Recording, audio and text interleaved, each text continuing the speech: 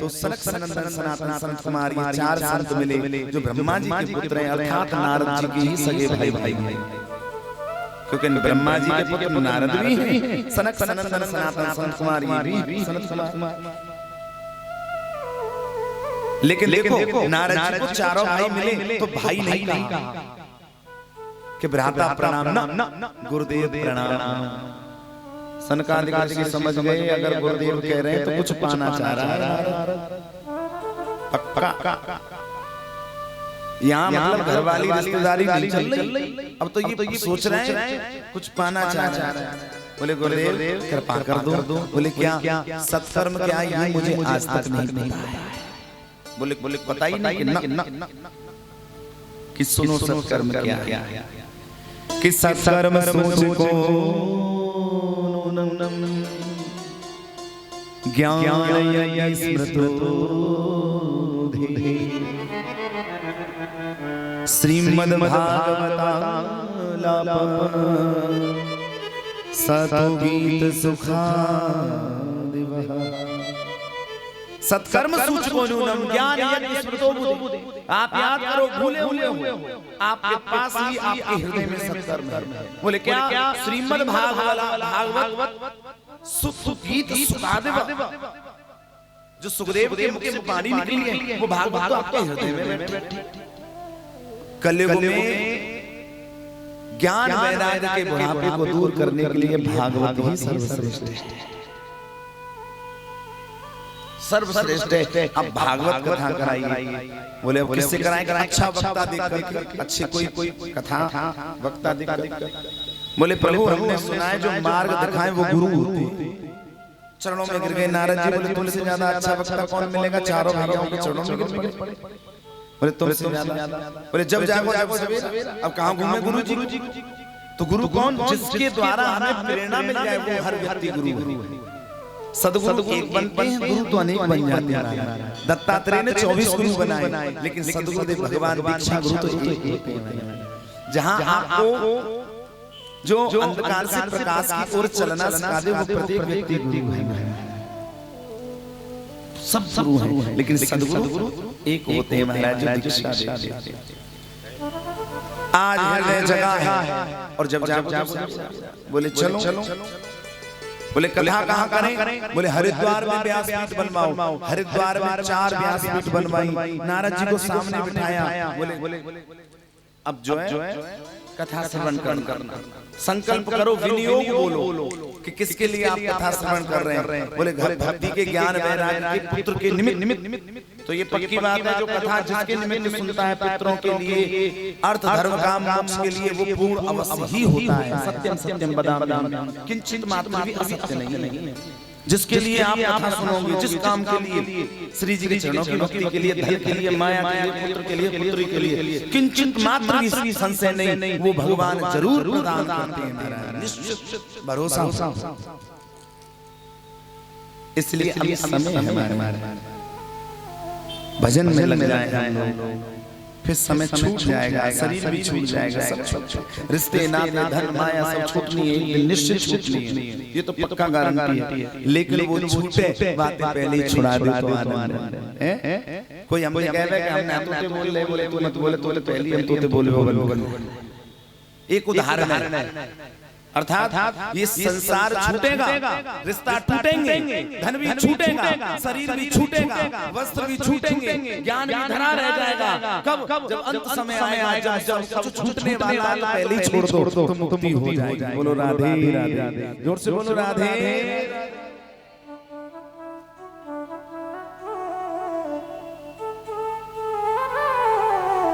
जो करते रहोगे, जो करते रहोगे भजन धीरे धीरे तो मिल जाएगा,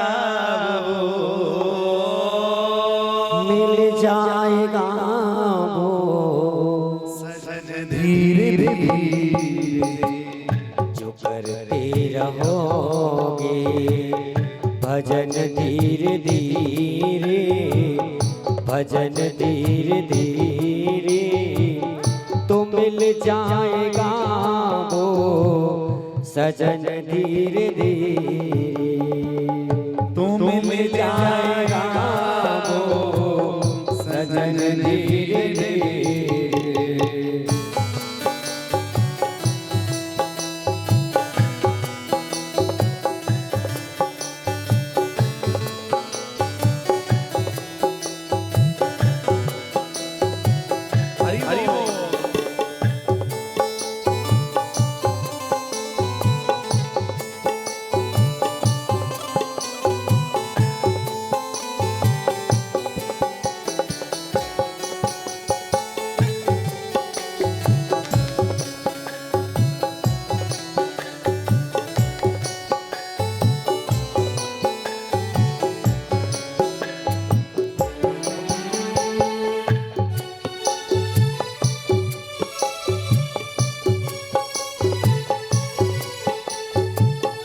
अगर उनसे मिले दिल में तमन्ना, अगर उनसे मिलने की दिल में तमन्ना, अगर उनसे मिले दिल में तमन्ना, अगर उनसे मिलने की दिल में तमन्ना,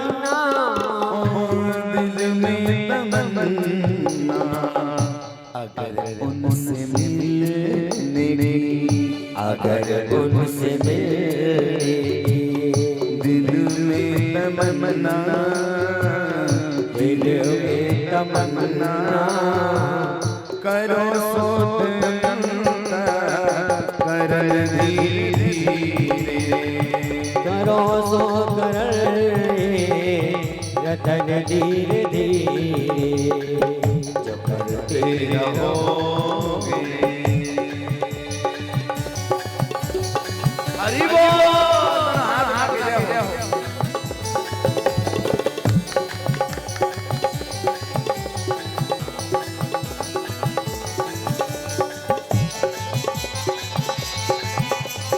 श्री हरि हरि।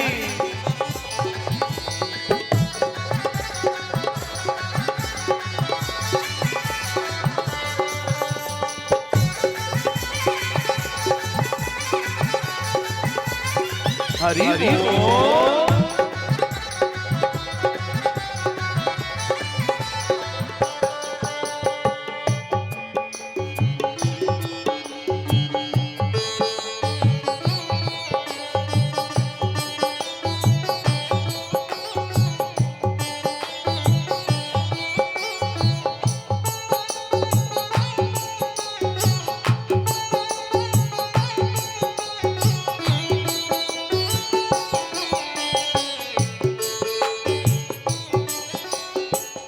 कोई काम दुनिया में मुश्किल नहीं है, कोई काम दुनिया में मुश्किल नहीं है, कोई काम दुनिया में मुश्किल नहीं है, कोई काम दुनिया में मुश्किल नहीं है, मुश्किल नहीं है, कोई काम दुनिया में मुश्किल नहीं है, कोई काम दुनिया में मुश्किल नहीं है, जो करते रहोगे जतन धीरे धीरे, जो करते रहोगे जतन धीरे धीरे, जो करते रहोगे करते रहोगे करते रहोगे, जो करते रहोगे भजन धीरे धीरे, तो मिल जाएगा वो सजन धीरे धीरे, तो मिल जाएगा वो सजन धीरे धीरे। बांके बिहारी लाल की जय हो।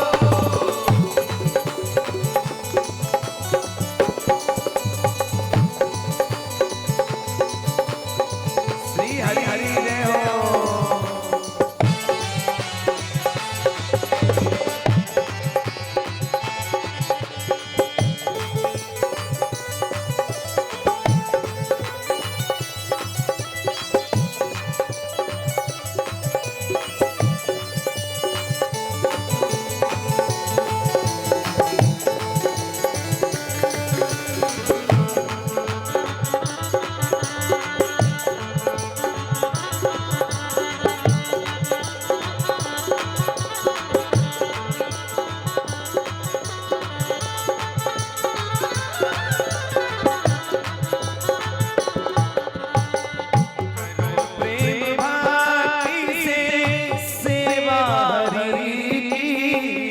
करो प्रेम से भक्ति सेवा हरि की, करो प्रेम से भक्ति सेवा हरि की, करो प्रेम से भक्ति सेवा हरि की, सेवा हरि की, करो प्रेम भक्ति से सेवा हरि की, सेवा हरि की।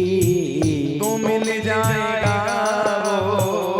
मिल जाएगा वो रतन धीरे धीरे जो करते रहोगे भजन धीरे धीरे, जो करते रहोगे भजन धीरे धीरे, तो मिल जाएगा वो सजन धीरे धीरे, मिल जाएगा वो सजन धीरे धीरे, तो मिल जाएगा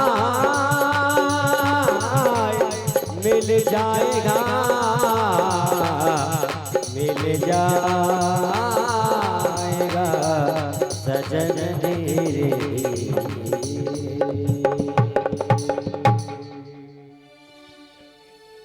तो मिल जाएगा मिल जाएगा जो सजन धीरे धीरे, हो मिल जाएगा वो सजन धीरे धीरे। कब जो करते रहोगे, जो करते रहोगे भजन धीरे धीरे, भजन धीरे धीरे, तो मिल जाएगा सजन धीरे धीरे, तो मिल जाएगा जो सजन धीरे धीरे। हरि बोल जय श्री राम। सुना बार बार बताए हर हर महादेव।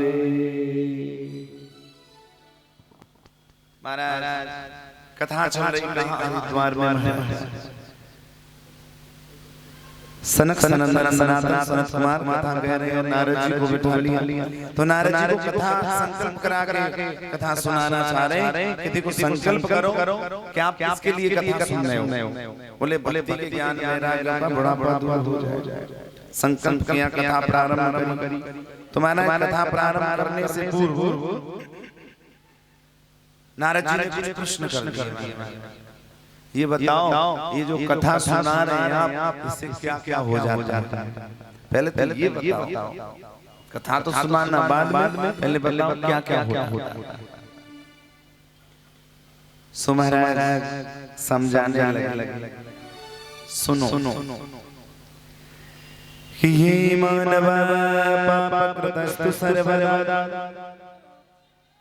सदा दुराचारता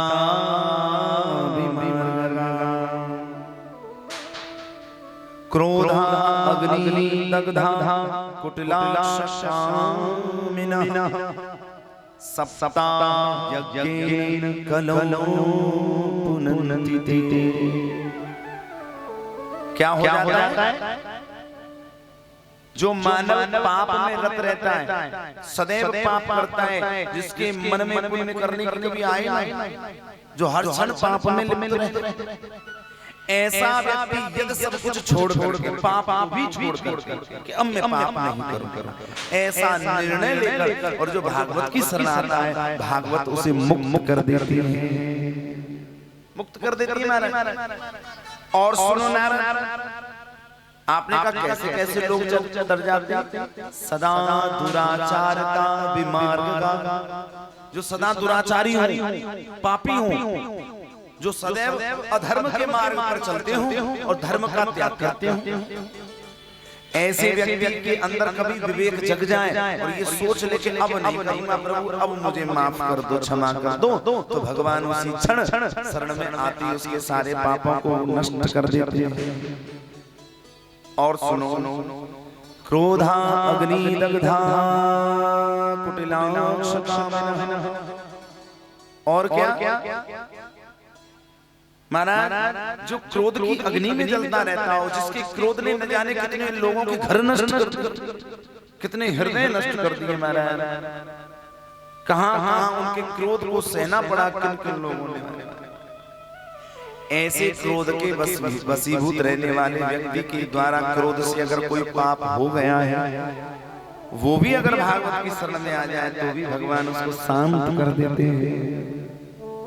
और सुनो हे नारद, कुटिलाक्ष जिनके मन में बड़ी कुटिलता हो, छल कपट रखते हो, हर समय दूसरे के लिए षड्यंत्र रचाते हो, ऐसे व्यक्ति भी अगर अधर्म को छोड़कर धर्म पर आए और ये प्रार्थना करें, प्रण करें, प्रभु अब तक जो हुआ क्षमा करें, अब नहीं करूंगा मैं तुम्हारी शरण, तो भी उनका कल्याण ये भागवत कथा कर देते हैं।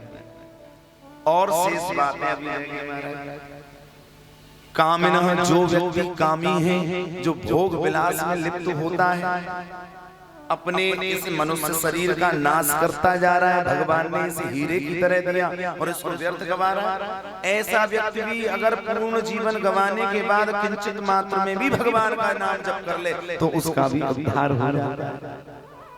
सप्ताह यज्ञेन कलौ पुनन्ति, सप्ताह यज्ञेन कलौ पुनन्ति महाराज, 7 दिन की कथा कलयुग में सारे पापों को नष्ट करने वाली।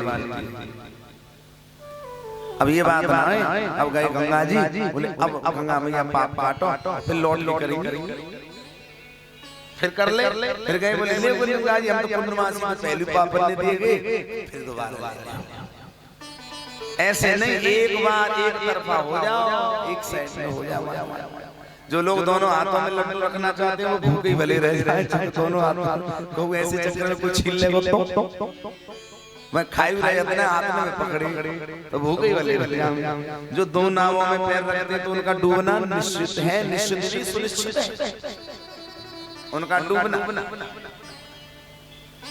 इसलिए महाराज आज समझा रहे, कहने लगे मैं आपको एक बहुत बड़े पापी की कथा श्रवण कराता हूँ, जो इतना आताताई था हमारा, जो भगवान नाम नहीं लेता, अधर्म के आचरण पर चलता था। ऐसे दुष्ट व्यक्ति की मैं कथा श्रवण कराता हूँ, ऐसा महाराज कहने लगे शंकराचार्य। तुंगभद्रा तटे पूर्वम भूतपद्मं नमो यत्र वरवास्वधर्मेण सत्यस्य कर्तपरा। एक तुंगभद्रा नाम की नदी, उसके तट पर एक उत्तम नगर नाम से एक नगर बसा था। उसमें 8 ब्राह्मण रहते थे और 8 ब्राह्मण रहते थे महाराज। उनकी एक पत्नी थी जिसका नाम धुंधली था नाम तथा। अब नाम ही धुंधली है तो कामनीवा के धुंधली ही होंगे। एक गाय रखते हैं। अब घर में कोई संतान नहीं हुई, बहुत वर्ष हो गए शादी को। अब गाय भी बांझ रहती है, कभी ब्याही नहीं महाराज, कभी बछड़ा या बछिया प्रदान नहीं किया। और सुनो, और जो तुलसी को आंगन में लगा देते हैं ना, वो तुलसी भी सूख जाती है। अब कार्तिक मास चल रहा है, तुलसी की सेवा का बड़ा प्रभाव है महाराज कार्तिक मास में। इस कार्तिक मास को दामोदर महीना भी कहते हैं। दामोदर महीना क्यों कहते हैं? क्योंकि इसी कार्तिक मास में मैया यशोदा ने ऊखल से बांधी भगवान। हाँ, इसलिए दामोदर नाम भी है इसका महीने का। तुम्हारा कार्तिक मास में तुलसी को प्रणाम करने इसका कार्तिक ही नहीं, अगर रोज देखो ऐसा लिखा है देवी भागवत में कि जो तुलसी को रोज प्रणाम करता है वो रोज के पापों को नष्ट करवा लेता है। भाई कोई ना कोई पाप हो जाता है, चींटी मच्छर कहीं ना कहीं, बहुत से तो चटपट करके मारती रहती है। प्रणाम कर ले कार्तिक चल रहा। यानी तुलसी का इतना प्रभाव है कि वो पाप तुरंत क्षण काट देती है प्रणाम करने से, झुकने से। पर हो श्रद्धा, अब श्रद्धा ही ना भाई, श्रद्धा का तो वैसे ही है, अश्रद्धा नहीं तो कुछ नहीं है। अब तुम क्यों हम तो खूब झुका ले, हृदय में तो श्रद्धा ना है। फोन आ रहा दुनिया भर को दिमाग तो आए और तो अब समझो कैसे पाप कटिंग मन लगा करके हृदय लगा कर प्रणाम। और सुनो देवी भागवत में जो लिखा है तुलसी दान का बहुत महत्व है। अब तुलसी दान किसी को तुलसी का वृक्ष भी प्रदान कर सकते, भेंट कर सकते, किसी ब्राह्मण को, श्रेष्ठ ब्राह्मण। तुलसी दान का बड़ा महत्व। और आपको बताएं तुलसी, ऐसा देवी भागवत में लिखा है तुलसी पत्र जल में स्पर्श करा दो और उस जल का वितरण करो तो भी तुलसी दान से ज्यादा पुण्य मिलता है तुलसी का पानी पिलाने से। तुलसी का पत्र जल में स्पर्श करा दो, नहाने वाले जल में, जो नहाने के लिए टप में भर लेते हैं, थोड़ा स्पर्श करा कर तुलसी पत्र अलग अलग, उस पानी से स्नान करने से महाराज भगवान वेद व्यास जी परीक्षित के पुत्र जन्मे, जैको देवी भागवत में कहते हैं कि महाराज उस जल का जो स्नान करता है, भारत में जितने तीर्थ हैं सबका पुण्य मिल जाता है। पढ़ाया अभी जयपुर में देवी भागवत करी, इतना प्रभाव है तुलसी का महाराज। और तो और महाराज तुलसी का इतना प्रभाव है, परंतु तुलसी धारण करके कभी असत्य न बोले, चुगली न करे। उसमें लिखा है जो तुलसी को हाथ में लेकर के या तुलसी के नजदीक आकर झूठे प्रण करते हैं वो रौरव नाम की नरक में गिरते हैं महाराज। तो बात चल रही थी, अब देवी भागवत में नहीं जाना, भागवत नहीं आना है। बोलो राधे राधे, जोर से बोलो राधे राधे, और जोर से बोलो ना, अरे और जोर से बोलो, अरे और जोर से बोलो राधे, ऐसे बोले करो चका तो हम मैंने कहा जय मिले। सो महाराज तुलसी लगा के वो सूख जाती है, मन में बड़ी दुविधा है क्या करें। तो एक बार मन में प्रण कर लिया, अब कोई काम का नहीं, ये धन ये ऐश्वर्य, अब तो मैं प्राण त्याग दूंगा, घर से निकल जाऊंगा। आपने ब्राह्मण ने घर छोड़ दिया और तुंगभद्रा नदी के किनारे में और वहां जाकर बैठ गए वृक्ष के नीचे। वहाँ एक साधु संत आए, जल पीने उनके चरणों में गिर पड़े और सर पटकने लगे प्रभु। और संत बोले भैया कौन है मेरे चरणों में इतनी तेज रो रहा है, कौन? बोले मैंने सुना है संत तो भगवान से बड़े होते हैं, क्योंकि भगवान ने स्वयं कहा है सबरी को समझाते हुए, मोते अधिक संत कर लेखा। मुझसे बड़े संत होते हैं और प्रभु संत जो कह देते हैं वो कभी वाणी टलती नहीं। बोले क्या चाहिए तो क्या परेशानी है, क्यों रोता है?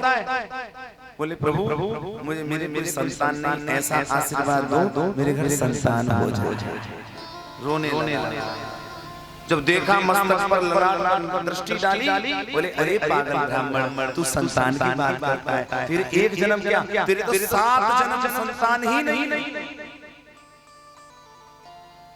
ध्यान बोले 7 जन्म संतान नहीं। और महाराज बोले 7 जन्म, बोले हाँ तुम एक जन्म की बात करते हो। बोले फिर क्यों पुत्र के चक्कर में पड़े? पुत्र बनाना है तो परमात्मा बनाओ, हरि को बनाओ, नारायण बनाओ। देखो जिनके पुत्र नहीं होते या जिनके पास संतान नहीं है भगवान तो कभी घबराए ना। 2 चीजें याद रखें, एक तो ये चीज याद रखें भगवान चाहते हैं कि मैं तुझे किसी संबंध में फंसाना नहीं चाहता, तू मुझे पुत्री मान ले, पुत्र मान ले, पिता मान ले, सगा संबंधी मान ले, मैं तेरा उद्धार कर दूंगा। एक तो ये सोचना चाहिए। और ज्यादा तसल्ली न हो तो उन पुत्रों को देखो जो अपने माँ बाप को मारते पीटते, तो उनको देखकर तसल्ली करनी चाहिए कि ऐसे तो ना। ये 2 प्रकार की बातें याद रखें।